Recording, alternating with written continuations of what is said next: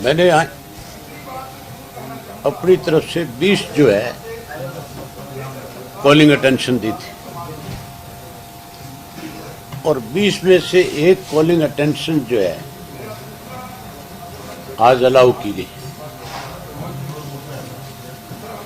मुझे उम्मीद थी कि बहुत लंबे समय से एक इशू हरियाणा प्रदेश में चल रहा है। जब से ये गठबंधन की सरकार बनी, जब से ये लुटेरे इकट्ठे हुए, यहाँ पे 24 से ज्यादा घोटाले हुए और उन 24 में से एक शराब घोटाला भी है, जिसकी हम लंबे समय से मांग कर रहे थे। हर विधानसभा के सेशन में शराब घोटाले पे सरकार से चर्चा चाहते थे कि इस पे चर्चा हो और इसके ऊपर जो एससीटी की रिपोर्ट तैयार हुई है वो रिपोर्ट और उसके साथ साथ विजिलेंस की जो रिपोर्ट है वो भी चीफ सेक्रेटरी का उसके ऊपर जो मुख्यमंत्री ने एक मेंबर की कमेटी बनाई थी उसकी रिपोर्ट भी पब्लिक होनी चाहिए, विधानसभा में पटल पे रखी जानी चाहिए और उसके अंदर जो दोषी लोग हैं उनके खिलाफ कार्रवाई होनी चाहिए। लगातार मैं इस बात की मांग विधानसभा में कर रहा था। अब की बार मैंने फिर जब उसको कॉलिंग अटेंशन के लिए दिया तो उसको मंजूर कर लिया गया।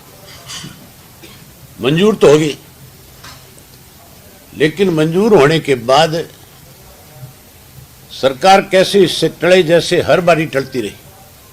पीछे भी मैंने शराब का जो खरखोदा में सोनीपत में जो मामला हुआ था, जो लाखों पेटियां शराब की जो है अवैध रूप से निकाली गई थी, उनके ऊपर विधानसभा में चर्चा करनी चाह रहा था। वो भी मेरा एडमिट हुआ था। उसको ये कह करके इन्होंने कि ये तो सब जुडिशियल मैटर है, इस पर चर्चा नहीं हो सकती, जबकि कोई सब जुडिशियल था ही नहीं। अब की बार फिर उसको कैसे टाला जाए, इसके लिए मुख्यमंत्री से चिट्ठी लिखाई गई स्पीकर को और चिट्ठी में ये लिख दिया कि शराब से जुड़े मामले का रिप्लाई जो है होम मिनिस्टर देगा, जबकि एक्साइज मंत्री को देना चाहिए था। अगर मान लो कोई मिनिस्टर प्रेजेंट नहीं है, कोई भी कॉलिंग है, कोई क्वेश्चन आवर है, उसके अंदर फिर कोई दूसरा मंत्री खड़ा होकर के जवाब देता है। हैरानी की बात है, पिछली दफा एक मेरा क्वेश्चन लगा हुआ था जिसपे होम मिनिस्टर ने जवाब देना था, होम मिनिस्टर हाउस में था नहीं। मैंने जब कहा कि भाई मेरी बात का जवाब कौन देगा, तो मुख्यमंत्री तुरंत खड़े होकर के उसका रिप्लाई करने लग गया। उस रिप्लाई में भी मुख्यमंत्री ने इस तरह के शब्द जोड़ दिए जिनका कोई संबंध नहीं था। बाद में उसमें हाउस के इस आपके स्पीकर ऑफिस से 6 लोगों को सस्पेंड किया केवल लिपापोती करने के लिए। आज भी तो जवाब है, होम मिनिस्टर नहीं था तो पार्लियामेंट अफेयर मिनिस्टर दे सकता था, वो नहीं देता तो उसकी जगह कोई और दूसरे मिनिस्टर की ड्यूटी लगती। जवाब देने की बजाय डिप्टी स्पीकर ने उसको जो है डेफर कर दिया। अब जब मैंने स्पीकर से ये पूछा कि भाई इसके ऊपर चर्चा क्यों नहीं करा रहे आप तो कहने लगे कि हमने इसको डेफर कर दिया और आगे बिजनेस का पता करके फिर मैं आपको बताऊंगा कि किस डेट को कराएंगे। मैंने कहा मुझे आप डेट बता दें, जो डेट आप बताओगे मैं उस डेट के ऊपर अपनी तैयारी कर लूंगा। पहले डेट बताओ कि इस सेशन में कराओगे कि आगे जो सेशन आ रहा है उसमें कराओगे। बजाय मुझे डेट बताने के स्पीकर मेरे साथ बेवजह उलझ जा चला गया और इस हद तक उलझ गया कि स्पीकर जो है अपनी जो लैंग्वेज थी, अपनी जो स्पीकर की भाषा होनी चाहिए एक मेंबर के प्रति, एक मेंबर तो हो सकता है आवेश में आकर के कुछ भी कह दे। सरकार के खिलाफ अगर किसी के पास कोई दस्तावेज है तो वो उस दस्तावेज को पेश करता हुए किसी के साथ उलझ भी सकता है, लेकिन स्पीकर का काम नहीं है कि वो कोई इस तरह की भाषा बोले जिससे हाउस की मर्यादा खत्म हो जाए। अगर मेंबर गलत बोल जाता है तो मेंबर तो माफी मांग लेगा, उसको तो मजबूर कर लिया जाता है इस बात के लिए भी तैने अगर कुछ गलत कहा या तो तू तेरे शब्द वापस ले ले, अदरवाइज तेरे खिलाफ कार्रवाई करेगा। स्पीकर अगर गलत बोलेगा उसके खिलाफ कौन कार्रवाई करेगा। आपने देखा है कि आज जिस तरह से स्पीकर मुझे कह रहा था कि मैं बख्शूंगा नहीं। मैं पहले तो आपके माध्यम से स्पीकर से ये पूछना चाहता हूं कि कितने को लोगों को तैने अब तक बख्शा नहीं है। ये बादशाह उसको अपने घर में तो बोल सकता है, हाउस के अंदर नहीं बोल सकता। ये छूट हाउस में कोई नहीं देगा। ये तो विपक्ष कमजोर है, विपक्ष में मान के चलो कि सरकार से दबता है। अदरवाइज आज ही स्पीकर को इस बात के लिए मजबूर कर लेता कि तू अपने कहे हुए शब्द पहले वापिस ले। विपक्ष है नहीं, क्योंकि विपक्ष तो केवल लिपापोती करने के लिए है। जो सरकार चाहती है उसी की भाषा विपक्ष बोलता है। आपने देख लिया होगा कि वो इस तरह की भाषा बोल रहा था और विपक्ष बैठा बैठा कान बोचे बैठा हुआ था। कैसे सरकार को बचाया जाए, स्पीकर 24 घंटे इस काम में लगा हुआ है। सुबह भी सेम यही बात हुई थी। सुबह जब एक इशू मैंने 0 ओवर में उठाया एयरपोर्ट का लेकर के, इनको बड़ी तकलीफ हुई इस बात के कि भी हमें कैसे ये जो झूठा साबित कर रहे हैं। आप सबने देखा है कि मुख्यमंत्री ने अनेक दफा ये बात कही कि हिसार में इंटरनेशनल एयरपोर्ट बन रहा है। उसके बाद दुष्यंत ने अनेक दफा कही, कमल गुप्ता जैसे व्यक्ति से कहलाया गया। अनेक इनके एमएलए ने इस बात पे यहां विधानसभा में चर्चा करी, मुख्यमंत्री की पीठ थपथपाई, नाम तक रख दिया कि महाराजा अग्रसेन के नाम से हम इंटरनेशनल एयरपोर्ट बना रहे हैं। उसकी पोल खुल गई थी। लोकसभा का जो पिछला सेशन था उसमें एविएशन मिनिस्टर ने साफ कर दिया था कि कोई इंटरनेशनल एयरपोर्ट नहीं है हिसार के अंदर। अब उससे इनकी झूठ सामने आ गई। मैंने सुबह कौन सा गलत कहा था? मैंने ये कहा था भी इंटरनेशनल एयरपोर्ट के नाम के ऊपर आपने सड़कें बनाई, सड़कें बना करके गरीब लोगों की जमीनें जो है उन पे घुमाफिया खड़ा कर दिया, जमीनें हड़प ली। और अब जब तुम्हारी पोल खुल गई तो कैसे उन सब चीजों को दबाया जाए, उसके लिए लोगों के गांव के रास्ते बंद कर दिए। 32, 34 किलोमीटर का सफर ज्यादा करना पड़ेगा लोगों को। खास करके पढ़ने वाली बच्चियों के लिए बहुत बड़ी तकलीफ की बात थी। वो कहां से जाएगी, कैसे? जो साइकिल पे स्कूल जाती थी, कॉलेज जाती थी, अब उसको 32 किलोमीटर ज्यादा जाना पड़ेगा। मैं तो यही बात कह रहा था कि ये सब कुछ करने की बजाय आपको एक रास्ता बना करके देना चाहिए गांव के लोगों को फिर से दोबारा, ताकि उस गांव के लोगों को 32 किलोमीटर का सफर ज्यादा तय करने की बजाय कम सफर के अंदर हिसार पहुंच जाए। और उनका बेचारों का जो कारोबार जब बंद हो गया, जो फैक्ट्रियां थी, जो दुकानें थी, जो वहां पे मॉल बने हुए थे, वो सारी चीजें बंद होगी। क्योंकि हिसार से कौन 32 किलोमीटर उस गांव के अंदर आएगा? पहले 6 किलोमीटर का रास्ता था। इस पे जब मैंने कहा कि भूमाफिया थे, भूमाफिया में भी वो लोग शामिल है जो सत्ता में बैठे हुए, जिनकी अपनी कंपनियां, जिनके अपने नजदीक के लोग उनके नाम से ली हुई थी। जब मैं उनके नाम ले रहा था, जब मैं उनकी बता रहा था कि तुम्हारी कंपनियों के नाम पे है, तब किसी ना किसी तरीके से उस बात को दबाया जाए, इसके लिए जो स्पीकर ने फिर उनका पक्ष लेना शुरू कर दिया। मैंने स्पीकर से जब हाउस के दौरान स्पीकर अपने गया कमरे में, जब मैंने पूछी, मैं बोला, कहा आप की जो जिम्मेवारी उसको निभाओ ना। आप कहा इस सरकार में बैठे लोगों को, चोर चक्कों को क्यों बचा रहे हम? तो आज जो था, जिस ढंग से स्पीकर लगा हुआ है, उससे लगता नहीं है कि विधानसभा के अंदर अब कोई ये मान करके चले कि स्पीकर किसी का पक्ष बनने की बजाय निष्पक्ष होकर के इस विधानसभा को चलाएगा। इससे ज्यादा बड़ी बात क्या होगी? मुझे पहले धमकाने की कोशिश करी, डराने की कोशिश करी, और फिर जब मैं बाहर आ गया, जब स्पीकर को लगा कि भी तो तेरे से बिना वजह जो तू इसके ऊपर प्रेशर बनाना चाहता है, तेरी इस बात से नहीं दबेगा, तो फिर और तो कोई जोर चला नहीं। बोले अगले दिन के लिए और निकाल दिया। मैं इससे पूछूंगा जब 16 तारीख को दोबारा हाउस शुरू होगा, हाउस में बढ़ते पूछूंगा कितने दिन के लिए निकालेगा और कैसे निकालेगा। पहले मेरी बात का जवाब पूछूंगा, कल ही चिट्ठी लिखूंगा, आज चिट्ठी लिखूंगा इसको कि जो बात तैने हाउस के अंदर कही है उसका कौन जिम्मेवार है। ये हालत है। ये अब कोई विधानसभा नहीं है। इस स्पीकर ने फिश मार्केट बना दी, जिसके खुद के खिलाफ प्रिविलेज आया हुआ इस हाउस के अंदर। उस आदमी से आप क्या उम्मीद कर सकते हो कि किसी के साथ न्याय कर देगा?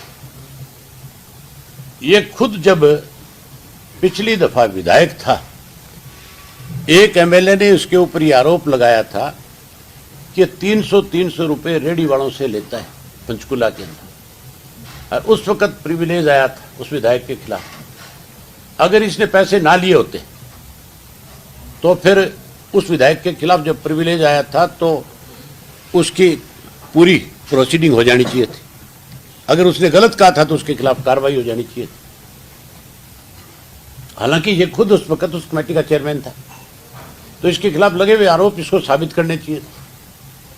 अब भी अनेक इस किस्म के आरोप हैं जो मैं आज नहीं बताना चाहता, लेकिन अगर स्पीकर की यही भाषा रही तो मुझे मजबूर होकर के लोगों को ला करके पेश करना पड़ेगा तुम्हारे सामने कि किस तरह से एक पंचकुला का विधायक जो है, जो स्पीकर की पद पे बैठा हुआ है, लोगों के सामने किस तरह की परेशानियां खड़ी करता है, कैसे लोगों को परेशान करता है। ये कहता है स्पीकर कि कोई भी एमएलए जाकर के जमीन खरीद सकता है।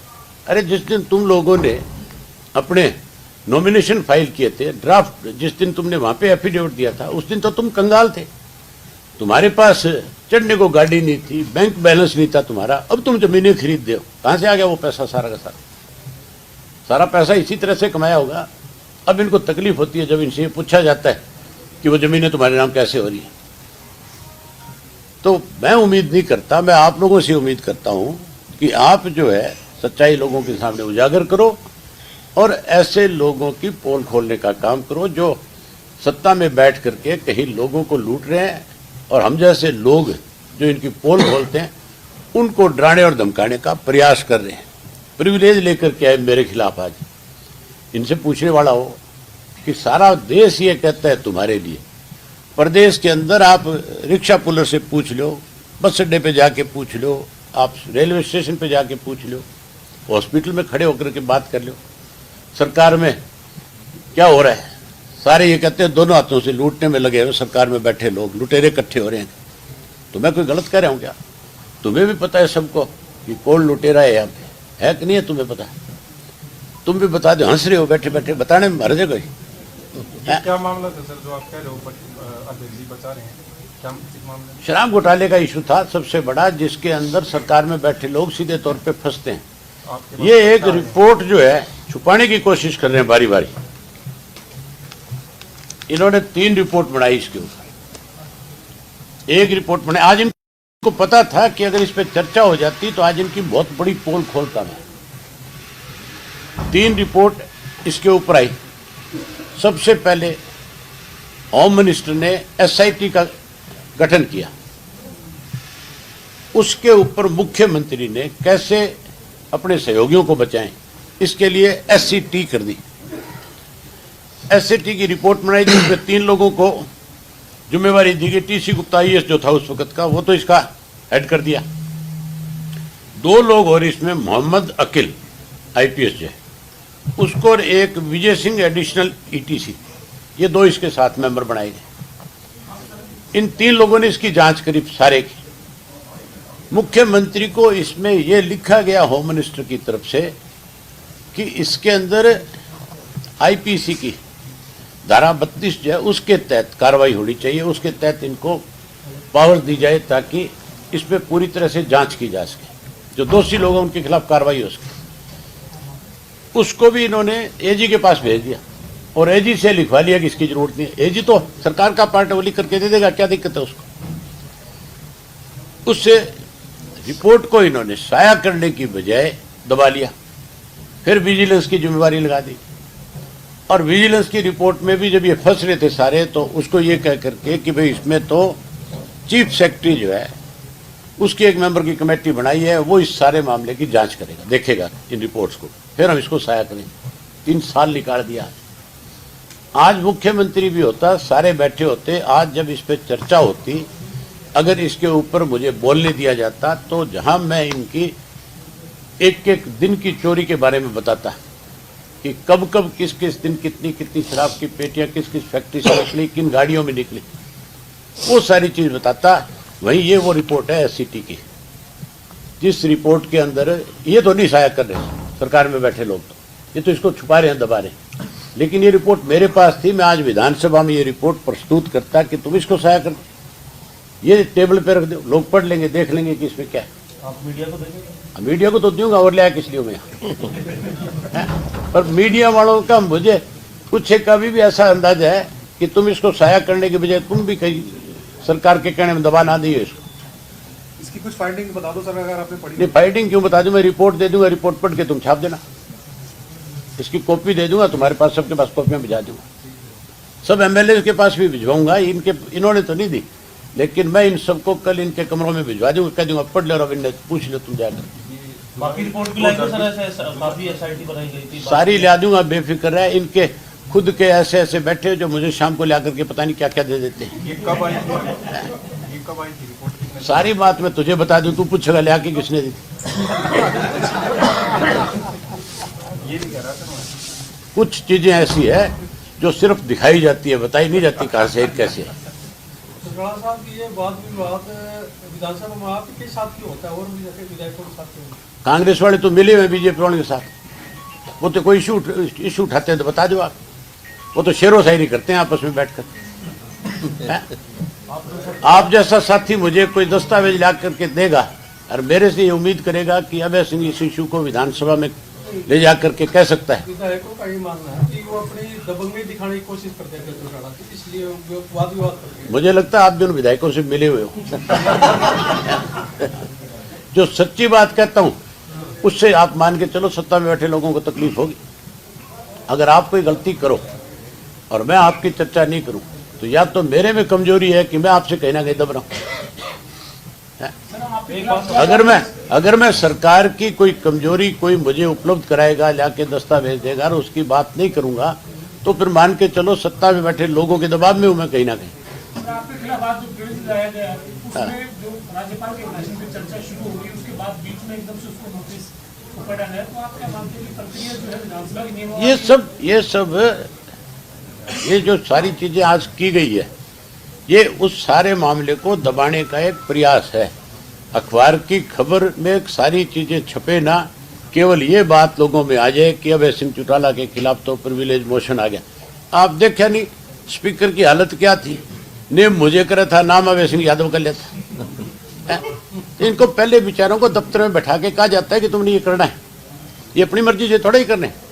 इस विधानसभा में गुप्त मतदान करा लो इस बात को लेकर के कि भी अभय सिंह के खिलाफ प्रिविलेज लेना चाहिए या इन चोर चक्कों के खिलाफ कार्रवाई करनी चाहिए। 90% एमएलए मेरे पक्ष में वोट डाल देंगे अंदर खाने। जिस तरीके से जोगीराम सिहाग इस नोटिस को लाए हैं, हिसार में विरोध कर रहे थे सर, वही जमीन को जोगीराम सिहाग भी तो जमीन खरीदनियों में है, ये कौन सा कोई भला है। मैंने आज इसको कहा था, मैं बोला मैं तेरा नाम भी लूंगा, तेने भी खरीद रखी है वह। कल तक तो ये विरोध करा था, आज ये मेरे खिलाफ प्रिविलेज ले है।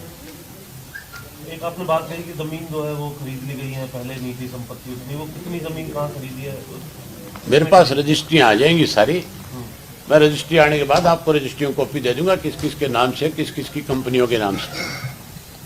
फिर तुम बता देना लोगों को, मैं तो बताऊंगा ही। अब पद यात्रा करूंगा जब इनकी सबकी पोल खोलूंगा अच्छी तरह, लेकिन आप लोगों से भी उम्मीद करूंगा कि तुम भी लुटेरों के खिलाफ कुछ ना कुछ अपनी कलम चलाओगे। सर, मंत्री संदीप सिंह के खिलाफ जिस तरीके से कल जो नारेबाजी करी, इस्तीफा मांगा गया, मुख्यमंत्री ने कहा कि जब तक आरोप साबित नहीं हो जाते। हमारे मुख्यमंत्री ने एक बयान दिया था इसी हाउस के अंदर, बेटी बचाओ बेटी पढ़ाओ का जब नारा आया था, और उसके बाद कोई इशू पे चर्चा हो रही थी, मुख्यमंत्री ने कहा था भी हमारे प्रदेश में किसी लड़की के सामने कोई उंगली करेगा मैं उसका हाथ काट लूंगा। ये बात कही थी कि नहीं कही थी? वही मुख्यमंत्री कल क्या कह रहा था, जो लड़कियों के कपड़े फाड़ता है, जो अपने डिपार्टमेंट में लड़कियों के साथ बदतमीजी करता है, कल कैसे उसको क्लीन चिट दे रहा था, कल कैसे उसको खड़ा होकर के हाउस में कह रहा था कि नहीं हटाएंगे नहीं हटाएंगे नहीं हटाएंगे। इतना सूरमा है तो लिया विधानसभा में, पता लग जाएगा। फिर छुट्टी पे किस लिए भेज रखा है? उसकी अपनी पार्टी के अध्यक्ष ने उसको पार्टी की मीटिंग में नहीं बढ़ने दिया। उसको पता था इस बात का धनखड़ को कि अगर इसको मीटिंग में बुला लिया तो धनखड़ जिस इलाके से आता है, ये लड़की उसी एरिया की है, झज्जर की। उसको पता था कि टेरों को फिर गांव के अंदर घुसने भी नहीं देंगे, इसलिए वो अपनी जगह बना रहा था। अगर धनखड़ उस लड़की के इतना ही पक्ष में है और धनखड़ चाहता है तो फिर धनखड़ को एज ए पार्टी अध्यक्ष जहां उसको नहीं बुलाया वहां ये कहना चाहिए चीफ मिनिस्टर को कि इसको हटाओ तुरंत, हटाना भी चाहिए। मुख्यमंत्री को केवल ये नहीं देखना चाहिए वे तेरा सहयोगी, मुख्यमंत्री को ये भी देखना चाहिए कि तू प्रदेश का मुखिया है, इस प्रदेश के हर नागरिक की सुरक्षा की जिम्मेवारी तेरी है। उस जिम्मेवारी को निभाने की बजाय जो है ऐसे लोगों के साथ खड़ा है जो लड़कियों के साथ बदतमीजी करते हैं, बहन बेटियों के साथ जबरदस्ती करने की कोशिश करते हैं। मुख्यमंत्री को पूछो आप कि आप तो उंगली करने वाले का हाथ काट रहे थे, अब क्या कर रहे हो? अभय जी, जो आपने उनको चोर कहा कि वो हिसार एयरपोर्ट वाली जमीन को लेके कि ये है। अच्छा मुझे एक चीज बता दे तू, मैं इतने लोग बैठे चोर को तू खड़े होके बोल रहा है तो इसका मतलब चोर हो गया कि नहीं हो गया? फिर मैंने कहा भाई वहां पे एक गैंग खड़ा हो गया जमीनों को लेकर के, भूमाफिया खड़ा हो गया। मैंने भूमाफिया कहा तो फिर मिनिस्टर को तकलीफ क्यों हुई? मिनिस्टर को यह कहना चाहिए था कि अगर कोई भूमाफिया तो हम उसकी इंक्वायरी कराएंगे, अगर किसी की जमीन लूटी गई है तो हम इंक्वायरी कराएंगे। वो किस लिए खड़ा हुआ? इसका मतलब वो उस लूट में शामिल है। तो मैंने बताया भी अगर आप खड़े होगे तो आप भी हो जाओगे। अच्छा सर, स्पीकर ने कहा कि बिना तथ्यों को लाते हैं आप पर कार्रवाई की जाएगी, आपने सदन को गुमराह किया, ये बोला स्पीकर ने, सुना होगा। स्पीकर से मैंने ये बात भी कही थी, तथ्य की बात करी स्पीकर ने। पीछे विधानसभा का जब सेशन था मैं विधायक चुन करके आया दोबारा मैंने तभी आरोप लगाया था, आरोप नहीं सच्चाई बताई थी कि मेरे चुनाव में 15-15, 20-20 हजार रुपया मतदाताओं को लुभाने के लिए दिया गया। वो पैसा कहां से आया? तब इसने कहा था स्पीकर ने कि आप कोई तथ्य लेके आओ। मैंने कहा एफिडेविट ला दूं, कार्रवाई करोगे? इसी स्पीकर ने हाउस में ये बात कही थी कि मैं कार्रवाई करूंगा। आज भी मेरे पास सैकड़ों जो है एफिडेविट हैं और कल मैं आपको दे दूं, आप दिखा देना। मैंने स्पीकर को काम कहा एफिडेविट आ गए तो स्पीकर ने मुझे ये कहने की बजाय भी एफिडेविट मुझे दो, कार्रवाई करूंगा, उस बात को ही इसने घुमाना शुरू कर दिया। स्पीकर तथ्यों की बात करता है, मैं वो तथ्य दे दूंगा, पहले कार्रवाई कर देना। हैरानी की बात नहीं है, हमारा मुख्यमंत्री, हमारा जो पंचायत मंत्री है वो बयान देते हैं कि सरपंच करोड़ों रुपए लगा करके सरपंच चुन करके आ गया। तुम्हारी सरकार है, अगर करोड़ों रुपया सरपंच खराब खर्च कर रहा है उसके खिलाफ एक्शन ले लो। ये पैसा लगाया कहां से लाया, कहां से पूछ लो, तुम सरकार में बैठे हो। मतलब हर आदमी को ये आज यूं कहते हैं भाई ये चोर हैं, ये फलाने हैं, ये दिखड़े हैं, तो फिर मुख्यमंत्री ने सरपंचों को चोर बताया, वो भी एफिडेविट दे दो। नहीं बताया कि नहीं बताया मुख्यमंत्री ने? इस बबली ने बताया, ये भी लाओ एफिडेविट, कौन कौन से चोर है बताए। इनके खिलाफ भी कार्रवाई होनी चाहिए कि नहीं होनी चाहिए? सर, कांग्रेस ने आज जो है पैदल मार्च जो है वो हाईकोर्ट से लेकर विधानसभा तक चलाया। काफी एग्रेसिवली जो है वो कांग्रेस सरकार का जो है वो पॉलिसीज पर जो लोग विरोध कर रही है, एक स्ट्रॉन्ग मैसेज जो है प्रदेश में देने की कोशिश कर रही है। किस तरीके से देखिए? काम है पार्टी का, उनका फैसला है, करते रहे, पर लोगों को पता है ये मार्च करने वाले मिले हुए हैं। सर, आज मुख्यमंत्री ने जो सवाल पूछे गए थे पहचान पत्र का, रोजगार कौशल निगम का, तो वो काफी विस्तार से उन्होंने। आप मुझे एक चीज बताओ, मेरे को एक एसोसिएशन बनी हुई है हरियाणा के अंदर, जिन बच्चों की शादी नहीं हुई, शादी नहीं होने के कई कारण है, सबसे बड़ा कारण है बेरोजगारी। वो जब मुझे मिले तो उनमें 2-3 लड़के ऐसे थे जिन्होंने परिवार पहचान पत्र के ऊपर ऑब्जेक्शन किया। उन्होंने मुझे चल करके ये बताया कि जी हमारे माँ बाप नहीं है, और माँ बाप नहीं होने की वजह से हमारी शादी नहीं हुई। चलो तो शादी तो नहीं हुई बेरोजगारी की वजह से, जमीन नहीं थी और नहीं थी, नहीं मिली लड़की, पढ़े लिखे लोग हम थे, वेल क्वालिफाइड वो लोग थे। मतलब ये नहीं था कि कोई अनपढ़ थे कि हमें जॉब नहीं मिल पाई इसलिए शादी भी नहीं हुई। लेकिन हमारे सामने दिक्कत ये होगी कि अब ये परिवार पहचान पत्र भी नहीं बन रहा, तो परिवार है ही नहीं। तो इसमें क्या गलत काम है मुख्यमंत्री से भी? इन लोगों के परिवार पहचान पत्र आपके कैसे बनेंगे बता दो। बनेंगे कि नहीं बनेंगे? आप सबके जबरदस्ती बना रहे हो तो अपना भी बना लो फिर। परिवार पहचान पत्र से 5 लाख लोगों की पेंशन काट दी, 5 लाख लोगों के पीले कार्ड काट दिए। आज एक बात मुख्यमंत्री ने स्वयं कही, ये कह देते हैं फिर उस चीज से भागते हैं बेचारे। मुख्यमंत्री ने आज ये कहा कि 4 लाख रुपए जिस किसान की आय है, हमने उसकी आमदन 1,80,000 मान ली, भी उसकी हम पेंशन काटेंगे। उस मुख्यमंत्री से पूछने वाला हो भी 4 लाख की फसल एक जमींदार बेच के आता है, 1 साल तक उसके घर का खर्च कैसे चलेगा, उसके बच्चे स्कूल कैसे जाएंगे, उसके घर में दाल सब्जी कैसे आएगी, उसके बच्चा शादी के लायक हो गया, उनकी शादी में खर्च कहाँ से होगा, कपड़े कहाँ से ला के दोगे, जूते कहाँ से ला के दोगे, कोई छोटा मोटा मकान बनाना हो गया तो फिर उसकी आय 4 लाख रुपए वाले की 1,80,000 रुपए कहाँ से रहेगी? वो तो कर्जदार है कि नहीं है कर्जदार? फिर आप ये बताओ कि ये बेतुक के काम करना, बेतुक के बयान देना, ये क्या मुख्यमंत्री का काम है? कौशल रोजगार को लेकर आय का आधार बताओ ना आप क्या है? कौशल रोजगार को लेकर उन्होंने काफी डिटेल में आंकड़े दिए, कितने लोगों ने अप्लाई किया, क्या उसकी शर्तें हैं, क्या क्वालिफिकेशन मांगी गई है, काफी आंकड़े दिए। संतुष्ट है ना आपने? मुख्यमंत्री से ये पूछ ले आप सिर्फ कि कौशल निगम जो है प्राइवेट लिमिटेड कंपनी है या कोई अलग से लोगों को रोजगार देने के लिए कोई आपने कोई एक नया कोई वो बना दिया, बोर्ड बना दिया?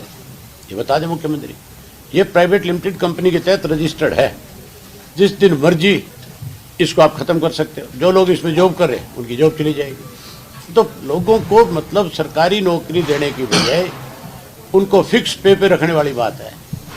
और उसमें आपने देखा नहीं किस तरह से लोगों ने दिखाया था कि कौशल रोजगार योजना के तहत ये कहते हैं कि जो पहले से लगे हुए उन्हीं को हम प्रायोरिटी दे रहे हैं, उनकी जगह नए लोगों को लगा दिया, उनसे तनख्वाहें ले ली 1-1 महीने की और गलत नाम चढ़ा दिए गए रजिस्टर में। वो तो उसने एक MLA ने दिया है सारा डिटेल में। मुख्यमंत्री कहता है इंक्वायरी करेंगे। इंक्वायरी किस चीज की करेगा? तेरे लोग खा रहे हैं सारे बैठ। एक ही शब्द जानते हैं कि आप हमें दस्तावेज दे दो, हम इंक्वायरी करेंगे। तो तुम किस चीज की सरकार चला रहे हो भाई? फिर तुम किस लिए सत्ता में बैठे हो?